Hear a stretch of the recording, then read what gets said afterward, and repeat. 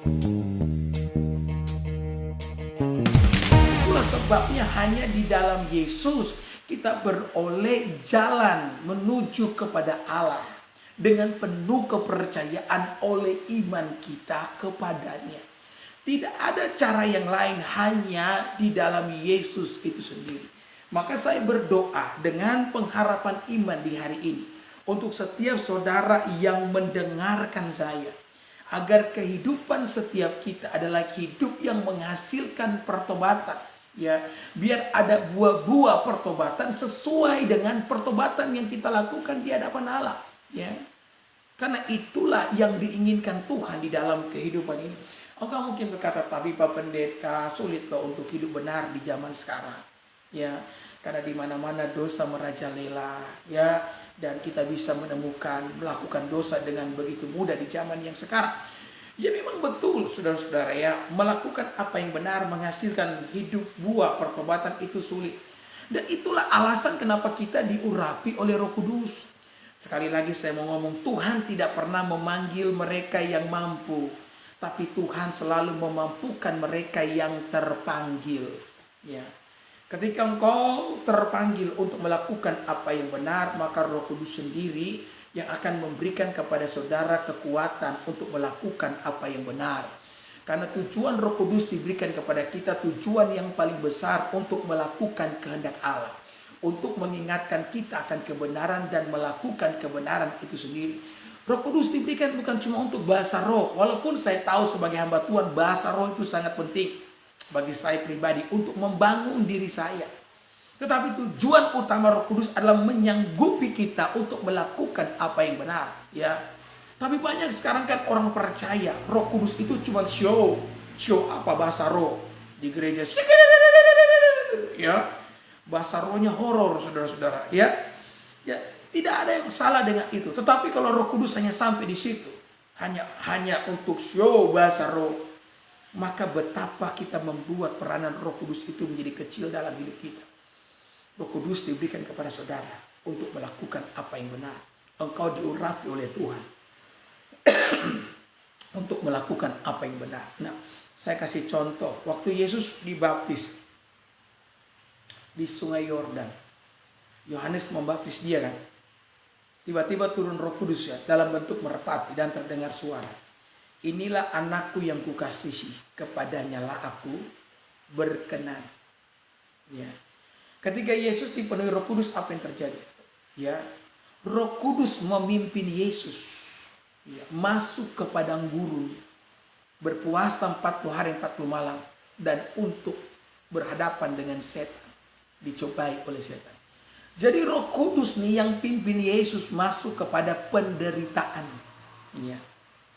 Roh Kudus yang pimpin Yesus untuk masuk ke dalam kesukaran, ya.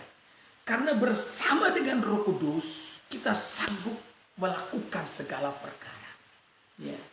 Jadi Roh Kudus memimpin setiap kita untuk menguatkan, memampukan setiap kita melakukan apa yang benar. Saya berharap ketika engkau mendengarkan saya menyampaikan firman Tuhan di hari ini, maka muncul kerinduan di hatimu untuk melakukan apa yang benar. Karena engkau tahu ada Roh Kudus bersama-sama dengan saudara untuk memampukan dan menyanggupkan setiap saudara. Ya, saya mendengar sebuah kesaksian yang luar biasa dari seorang ibu. Ya, kemarin saya pergi ke rumah sakit dan mendoakan ada teman punya istri yang mengidam, saudara. Jadi dia, kalau orang tua dulu bilang mengidam jaha, ya, tapi saya percaya tidak ada yang mengidam jaha, ya. Segala sesuatu ada rencana Tuhan. Nah, jadi saya pergi ke sana dan saya mendoakan. Dan sebelum saya mendoakan, kami bercerita sedikit. Dan saya sangat diberkati dengan kesaksian daripada, ya, istri dari teman saya. Jadi yang cerita ini mama, orang tua perempuan dari istri teman saya, karena waktu itu juga ada di situ, ya, untuk ia menjagai anaknya yang sakit. Nah, kemudian dicerita sudah bahwa anaknya ini, istri teman saya, itu waktu kelas 1 kena sakit leukemia. Mohon maaf saudara, ya, mohon maaf. sakit leukemia. Sakit leukemia itu kan kanker darah, Saudara. Dan memang kebanyakan anak-anak yang dapat penyakit itu. Bayangkan dari kelas 1 SD sampai kelas 6 SD. Ya, puncaknya kelas 6 SD, kulit bungkus tulang. Dokter berkata bahwa ya dibawa pulang saja karena kami pun sudah sangat sayang dengan anak ini. Mau pasang infus saja, Saudara. Sulit cari urat. Karena kulit bungkus tulang. Sedih sekali, Saudara-saudara. Ya, maka dibawa pulang. Ya, hanya ya Saudara menunggu mati, istilahnya seperti itu. Maka Saudara, bahkan sang ayah pun tidak sanggup lagi melihat anaknya sudah model begitu, ya. Rambutnya mulai rontok dan sebagian besar sudah botak kepalanya, Saudara. Dia hanya bisa menatap kosong ke langit-langit dengan mulut yang terbuka karena sudah tidak bisa makan, sudah tidak bisa minum, Saudara. Ya. Leukemia, kanker darah. Saudara tahu hal itu sangat menyedihkan. Orang tua mana yang tahan melihat anaknya menderita seperti itu? Kebanyakan orang tua akan merintih, berteriak, menangis, meminta agar penyakit itu dipindahkan kepada orang tua. Betul, ya. Tetapi sang ibu dengan kekuatan Roh Kudus terus berdoa pagi dan malam, berharap Tuhan untuk menyembuhkan, memulihkan, ya. Bertahun-tahun sudah sang ibu terus ada di kamar sang anak, ya, mendoakan sang anak. Karena sang suami sudah tidak sanggup lagi, bukan karena sudah tidak sayang, tapi tak sanggup melihat keadaan daripada anaknya. Ya, satu malam, ketika sang ibu, sang mama itu masuk di kamar seperti biasa untuk mendoakan anaknya yang sakit, tiba-tiba dia melihat ada cahaya di sekujur tubuh anaknya. Dan dia tahu bahwa itu adalah jambahan Roh Kudus. Dan leukemianya disembuhkan oleh Tuhan. Saudara, ini merupakan contoh bahwa kadang-kadang ketika kita menghadapi sebuah kesulitan dalam hidup ini, entah itu bicara soal pergumulan atau kesulitan di dalam melakukan firman Tuhan, kadang kita benar-benar mengalami yang namanya aniaya. Karena kita mengatakan firman jatuh di atas tanah yang berbatu-batu, kan? Itu artinya ketika firman Tuhan tumbuh, firman Tuhan mengalami penganiayaan oleh karena keadaan, oleh karena situasi. Nah, kita harus tetap kuat. Kenapa? Karena kita tidak pernah sendiri. Ada Roh Kudus bersama-sama dengan kita. Ya. Percayalah saudara.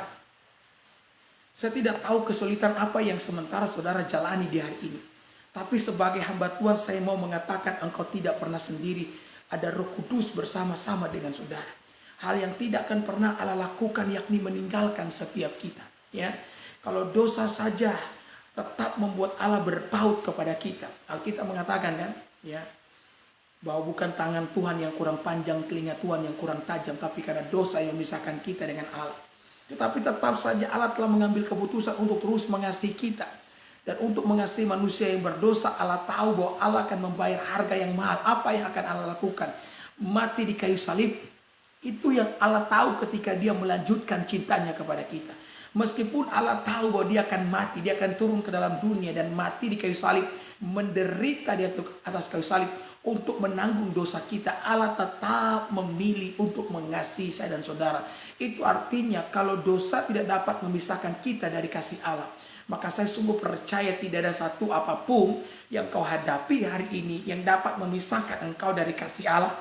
Roh Kudus tinggal di dalam saudara, dan Roh Kudus yang akan memberikan kekuatan, kemampuan bagi saudara untuk melakukan apa yang perlu dilakukan di dalam kehidupanmu. Ya, maka yang menjadi pertanyaan bukan mampu atau tidaknya kita, melainkan mau atau tidaknya kita. Kalau engkau mau melakukan firman Tuhan, engkau mau menghasilkan buah sesuai dengan pertobatan, ada kerinduan untuk melakukan apa yang benar, Tuhan akan menyertai saudara, memberikan kekuatan, memberikan kemampuan, sehingga engkau dapat melakukan firman Tuhan. Ya, dan engkau akan berbahagia dengan firman Tuhan. Saudara, saya sendiri adalah orang yang mengalami itu. Ada banyak sekali tantangan yang saya hadapi dalam kehidupan saya. Pikiran dan hati ini, ya, rasanya saudara-saudara, ya, saya sudah berpikir tidak mungkin saya bisa melakukan ini. Mustahil saya bisa melakukan ini karena kedagingan saya. Tidak mungkin saya bisa melakukan firman Tuhan ini karena kedagingan saya. Tetapi puji Tuhan, ya, ketika saya mau menyerahkan hidup saya ke dalam tangan-Nya dan memohon agar Dia campur tangan di dalamnya, maka saya pun dapat melakukan firman Tuhan. Dan saya mengalami kemenangan atas setiap pencobaan yang datang dalam kehidupan saya.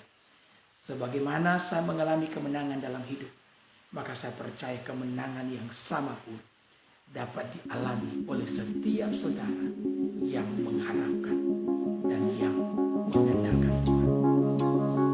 Amin. Amin.